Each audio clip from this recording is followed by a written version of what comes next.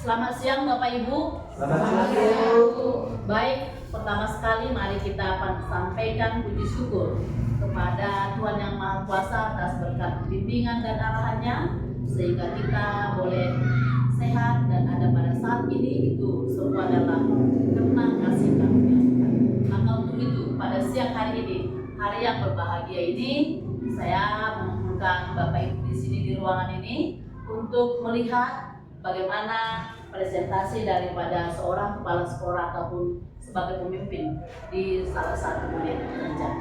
Maka untuk itu, untuk Bapak Ibu, mari kita mulai, yaitu presentasi visi misi sekolah SD Negeri 030288 Batangbro.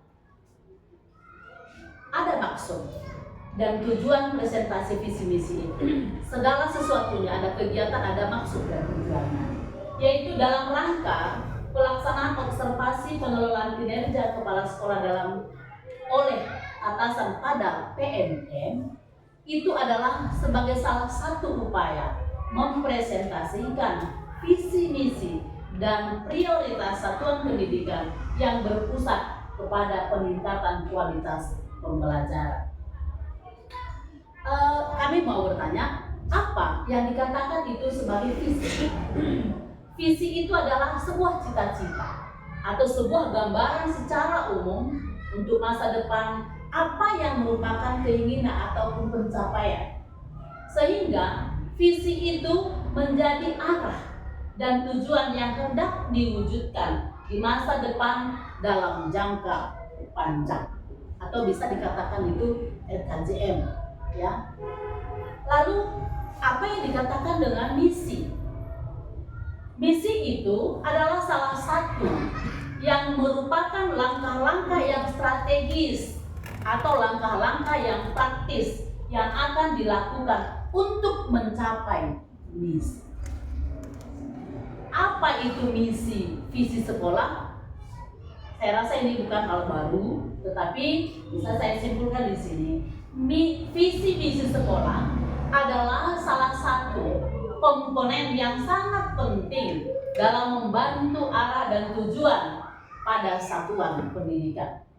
Visi sekolah itu merupakan gambaran siswa, merupakan gambaran peserta didik di masa depan yang akan kita capai, yang akan kita raih, yang akan kita ciptakan. Misi sekolah itu merupakan salah satu langkah-langkah yang strategis yang dilakukan sekolah untuk mewujudkan visi tersebut. Menurut Bapak Ibu, apakah yang akan terjadi? Ya, bisa kita bayangkan dulu. Apakah yang akan terjadi jika salah satu sekolah itu tidak memiliki visi dan misi yang jelas? Bisa kita bayangkan jika sekolah itu tidak memiliki visi dan misi secara jelas. Menurut Bapak Ibu, apa yang akan terjadi? Coba kita bayangkan Bapak Ibu, apa yang akan terjadi jika sekolah itu tidak memiliki visi misi yang jelas? Coba, ayo Ibu Sumarmata. Menurut saya, jika visi misi di dalam sekolah itu tidak jelas, yang akan terjadi adalah rutinitas sekolah akan lebih biasa. Baik, terima kasih. Jika arah tujuan itu tidak jelas, apa yang terjadi? Kita bisa bayangkan itu. Maka kegiatan rutinitas itu tidak jelas. Baik, ada yang lain Bapak Ibu? Oke, Pak Tony. Ya Bu, menurut saya program kerja itu tidak akan terlaksana dengan baik, bahkan akan menimbulkan banyak persoalan baik di lingkungan sekolah maupun di luar lingkungan sekolah. Baik, terima kasih. Jika visi misi itu di dalam satu unit pendidikan tidak jelas, maka segala program-program tahap demi tahap tidak boleh terlaksana dengan baik. Kenapa? Karena tidak ada tujuan, karena tidak ada kerangka tahap-tahapan yang akan dikerjakan. Baik, maka bisa kita simpulkan, terima kasih atas pendapatnya, pentingnya visi misi sekolah itu. Pentingnya visi misi sekolah itu. Salah satu di antaranya, inilah salah satu roda untuk mengarahkan, membawa, memberi arah yang jelas bagi seluruh warga sekolah untuk mencapai tujuan dan cita-cita yang akan dicapai dari sekolah. Ini salah satu. Baru kedua, dia meningkatkan. Ya, meningkatkan berarti dari yang belum dapat target, berarti ada peningkatan. Dengan visi misi yang inspiratif, maka warga sekolah akan termotivasi untuk mengembangkan dan meningkatkan kompetensinya dalam mewujudkan visinya. Dalam arti seperti ini adalah salah satu alat untuk termotivasi. Maka seseorang itu sudah mendapat atau meningkatkan ketika nilainya 6 bisa berubah menjadi 7. Ini menjadi salah satu termotivasi karena ada tujuan di awal bahwasanya untuk menciptakan peserta didik dan lain sebagainya. Itu kira-kira. Nomor 3, dia mendorong perbaikan yang berkelanjutan. Ini ada menjadi salah satu dasar untuk melakukan evaluasi dan perbaikan secara terus-menerus demi kemajuan sekolah. Maksudnya di situ tidak hanya berhenti di situ, berkelanjutan. Jika ada visi misi itu 2 atau 3, yang pertama sudah tercapai, untuk 2 tahun 3 tahun ke depan itu bisa berubah dan berkelanjutan. Maksudnya tidak hanya diam hanya di situ. Baru berikut dia keempat, membangun identitas. Visi misi yang kuat akan menciptakan citra dan identitas sekolah khas dan dapat dikenali publik. Maksudnya di sini ada nilai jual. Kalau misalnya dalam sekolah itu ada khasnya. Kalau SD 03, 02, 88, khas dari situ, setiap lulusan dari situ mereka itu sudah mapan dengan gasing misalnya. Sekolah itu, sekolah SD 2, 88 Batangbru, ketika ada lulusan dari sana, mereka pasti unggul dalam baris berbaris. Dalam PBB inilah khasnya. Ada ciri khas, itu maksudnya membangun identitas.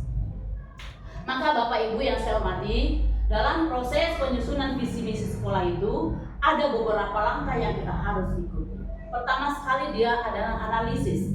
Ini maksudnya mengidentifikasi kebutuhan, kondisi, dan tantangan. Kita harus dongkrak dulu dari bawah. Apa kira-kira kita identitas, kita ambil apa yang merupakan kebutuhan, bagaimana kondisi, apa yang merupakan tantangan.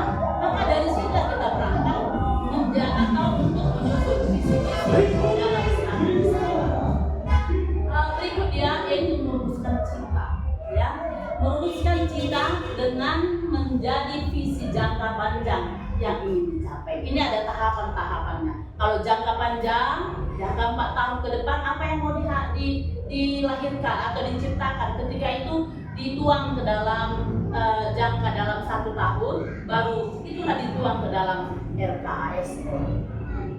Baru berikut dia menyusun langkah strategi berdasarkan visi yang jelas, ya. Berdasarkan visi sekolah yang jelas, sekolah itu menyusun misi atau langkah strategi yang akan dilakukan untuk mewujudkan apa yang merupakan visi di awal. Bapak Ibu yang saya hormati, kita sudah menyusun visi misi sebelumnya. Maka visi SD Negeri 03, 02, 88 Batangbru, yaitu mari kita sama-sama membacanya. Coba lihat layar. Ayo kita sama-sama 2 ya. Mewujudkan peserta didik yang takwa kepada Tuhan Yang Maha Esa, berakhlak mulia, berbudi luhur, berprestasi, berwawasan lingkungan, serta berkebinekaan global. Baik, terima kasih. Inilah merupakan visi daripada sekolah kita. Maka untuk tercapaian visi yang kita sebutkan bersama itu ada berdasarkan variabelnya. Nah, maka pertama sekali di situ ya, beriman dan takwa kepada Tuhan Yang Maha Esa, percaya secara penuh kepada Tuhan Yang Maha Esa. Manusia beriman adalah manusia yang percaya kepada Tuhan dengan penuh keyakinan tanpa ada keraguan-keraguan. Takwa itu adalah salah satu cara kita menjalankan sebuah perintahnya dan menjauhi segala larangan. Kalau sudah dikatakan takwa, tidak akan lagi melakukan hal-hal yang tidak berkenan dengan perintah-perintah atau dengan agama, tetapi kita otomatis menjauhkan. Itulah salah satu bukti nyata kalau kita itu dikatakan orang yang takwa kepada Tuhan Yang Maha Esa. Berikutnya nomor 2, berakhlak mulia. Berakhlak mulia. Kalau kita dengar ini sepertinya bagaimana ya akhlak yang mulia itu? Peserta didik itu memiliki perilaku sesuai dengan tuntunan agama, sesuai dengan tuntunan adat, sesuai dengan tuntunan hukum yang berlaku di sekolah dan di masyarakat.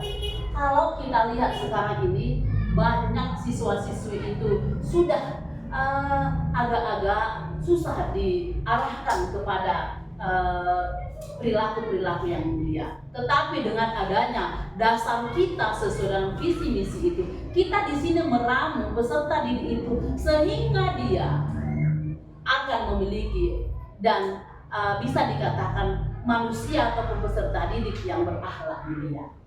Berikut dia nomor 3, berbudi luhur. Ya, berbudi luhur.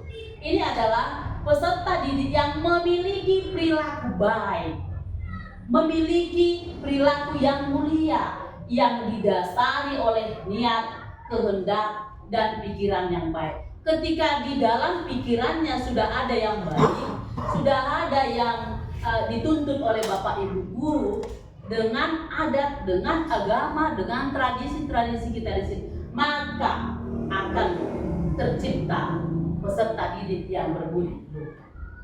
Keempat, dia berprestasi sebagai hasil akhir. Ini salah satu proses bahwasanya kalau sudah dia dikatakan berprestasi, banyak langkah-langkah yang dilaksanakan oleh Bapak Ibu guru sehingga dia memiliki prestasi. Maksudnya di situ dalam sebuah proses, prestasi itu merupakan tolak ukur sebuah proses. Proses yang kita berikan kepada siswa itu adalah tolak ukurnya. Misalnya kita berikan latihan, kita koreksi, itu tolak ukurnya. Apa yang sudah materi yang kita sudah berikan kepada siswa, kita akan tagih kembali sampai di mana penyerapannya tentang materi yang kita sudah sampaikan. Prestasi tidak hanya berkisar pada kemampuan kognitif dalam ajang prestasi, namun lebih dari keberhasilan menemukan kemampuan diri, mengembangkan talenta, kecakapan hidup yang bermanfaat. Dengan salah satu alat proses kita tadi, penilaian itu, maka bisa kita tentukan sebagai siswa yang berprestasi, bukan saja menjadi memiliki prestasi yang non akademik, bahkan yang akademik. Ada kita temukan kemampuan dirinya, di mana dia peserta didik itu mengembangkan sebuah talenta ataupun hobi atau minat. Itu merupakan salah satu modalnya untuk mencapai kecakapan hidup yang bermanfaat untuk menunjang cita-cita di akan datang. Kelima, dia berwawasan lingkungan. Maksudnya di situ peserta didik yang memiliki kesadaran dan tanggung jawab terhadap lingkungan serta memahami pentingnya melestarikan lingkungan. Bahwasanya maksudnya di sini berwawasan lingkungan ini merupakan salah satu tanggung jawab, bahwa lingkungan sekolah ini merupakan salah satu tanggung jawab daripada peserta didik. Bahkan siapa yang yang terlibat di dalam sekolah ini, itulah sebagai penanggung jawab supaya wawasan lingkungan itu, supaya kebersihan daripada lingkungan itu boleh tercapai ataupun boleh terjaga, itu menunjang daripada proses seperti yang pada nomor 4 tadi. Baru keenam, kebinekaan global. Ini adalah peserta didik yang memahami dan menghargai keberagaman budaya, suku, agama, dan bahasa di tingkat global. Maksudnya di sini berkebinekaan global, berbineka, bukan saja ratusan adat istiadat, tetapi beribu-ribu. Salah satu kita ambil secara ruang lingkupnya paling kecil di sekolah kita ini, bukan saja walaupun kita berada di daerah Dairi, bukan saja dominasi di sini suku Pak Dairi ataupun agama Nasrani, tetapi di sini sudah homogen, dia sudah lebih dari satu adat, sudah lebih daripada satu suku, agama, budaya, itu maksudnya. Tetapi walaupun itu menjadi suatu global ataupun kebinekaan, tetapi itu menjadi salah satu menampakkan bahwa kita itu dalam kebinekaan itu menjadi satu yang harmonis, saling mengerti, saling memahami adat, walaupun itu tidak bagian dari adat kita. Misalnya saya ada Batak Toba, Ibu Padang, Pak Dedi, tetapi saya otomatis itu melihat, mengerti dan paham apa yang dikatakan, apa kira-kira adat istiadat apa. Begitu juga sebaliknya, bukan saja adat kita itu yang kita miliki, yang kita tahu, tetapi dalam keberagaman itu kita boleh memiliki ataupun mengetahui dengan adat-adat yang ada di negara kita ini, khususnya di Kabupaten Dairi. Visi dan misi SD 030288 Batanghulu, inilah dia. Dari yang kita sudah jabarkan tadi, maka kita efektifkan dia, kita padatkan dia, sehingga gampang dimengerti, gampang dipahami oleh siapapun sebagai pembacanya. Bukan saja kita yang membaca, kita sebagai pelakunya, tetapi ini boleh dipampangkan dan boleh dipublikasikan kepada halayak ramai. Maka visi, mari kita sama-sama membaca. Inilah yang kita sudah susun menjadi sebuah visi dan misi di sekolah kita. Visi 23 ya, mewujudkan peserta didik yang takwa kepada Tuhan Yang Maha Esa, berakhlak mulia, berbudi luhur, berprestasi, berwawasan lingkungan, serta berkebinekaan global. Setelah ada visi ini kita tentukan, maka lahirlah misi. Inilah sebagai pendukungnya supaya tercapai ini. Mari kita sama-sama membacakan yang sebelah sana 1-2, kami di sini 3-4. Misi daripada SD 030288 Batanghulu. 1. Membentuk peserta didik yang berkarakter nasionalis berdasarkan iman dan ketakwaan kepada Tuhan Yang Maha Esa. 2. Menyelenggarakan pembelajaran aktif, inovatif, kreatif, efektif, dan menyenangkan, serta menciptakan lulusan yang unggul. Baik, terima kasih. Untuk sebelah sayap kanan ini mari kita baca 3 dan 4. Mewujudkan lingkungan sekolah yang bersih dan sehat. 4. Menciptakan peserta didik yang menjunjung tinggi etika moral dan gotong royong pada era digital. Baik, terima kasih. Maka untuk itu, Bapak Ibu guru yang saya hormati, ketika kita sudah meramu semua, maka itu kita paparkan. Bahkan saja bisa kita lihat di setiap hari Senin, ketika kita sudah selesai sebelum upacara selesai, ketika amanat sudah selesai, amanat daripada pembina upacara itu sudah menjadi suatu budaya di sekolah kita. Kita sama-sama membacakan, tidak terkecuali Bapak Ibu guru dan seluruh peserta didik. Maka sebagai bahan refleksi, ya, sebagai bahan refleksi, apa yang Bapak Ibu peroleh setelah menyimak presentasi tentang visi dan misi sekolah? Bagaimana perasaan Bapak Ibu setelah mengikuti kegiatan? Sebelumnya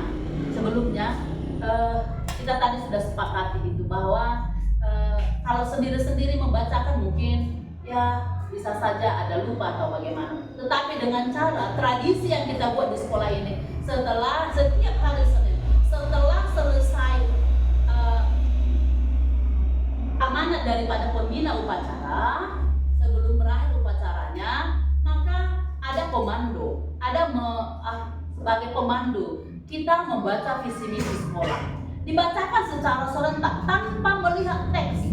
Ini adalah salah satu cara kita itu supaya tertanam di hatinya. Maka ketika saya tamat dari sini, apa yang saya peroleh? Apakah hanya menghasilkan lulusan yang tidak, tetapi harus memiliki berbudi luhur, harus memiliki prestasi, harus memiliki dan berakhlak mulia. Itu maksudnya. Itu sengaja kita sampaikan bersama sehingga secara tidak langsung itu sudah tertanam dan bahkan kita sudah hafal apa yang merupakan visi misi di sekolah kita. Nah, baik Bapak Ibu, coba berikan pendapat apa yang Bapak Ibu ketahui setelah menyimak presentasi yang saya sampaikan pada siang hari ini. Ada Bapak Ibu? Oke, udah Mani? Yang saya pengetahuan baru setelah saya memperhatikan atau menyimak presentasi dari Simbolon, saya lebih memahami apa itu menjadi visi dan misi dari sekolah SD 288 dan perasaan saya sangat senang dan bersemangat untuk menjalankan apa yang menjadi visi dan misi SD 030288. Baik, terima kasih. Jadi Bunda Mani menyampaikan senang, termotivasi karena sudah ada tahapan-tahapan yang akan dilaksanakan. Tidak lagi ngawur, tidak lagi merasa canggung karena rangkanya, tahapan-tahapannya yang akan dilaksanakan di sekolah itu, inilah dasar. Ya, inilah dasar kita. Oke. Ada yang lain Bapak Ibu? Saya Oke, Pak Tobi. Setelah saya simak visi dan misi sekolah ini membuat semangat Bapak Ibu guru menjadi guru yang berkarakter dan lebih meningkatkan peserta didik yang bermoral, berakhlak sesuai dengan misi tersebut. Baik, terima kasih. Pak Tobi menyampaikan sangat senang dan sangat termotivasi ketika anak itu sudah berakhlak mulia, kita sudah gampang mengarahkannya.